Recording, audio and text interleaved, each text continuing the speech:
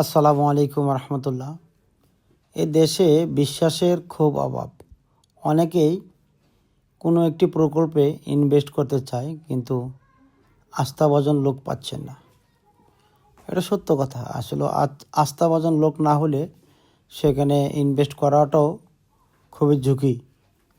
তাই আমরা নাটোর ডেভেলপার্স আপনাদেরকে বলবো, অবশ্যই আপনারা যা খুঁজছেন আমরা তাই মুখে বলি না, অবশ্যই বাস্তবে দেখবেন, বুঝবেন, তারপরে আমাদের সাথে অংশগ্রহণ করবেন।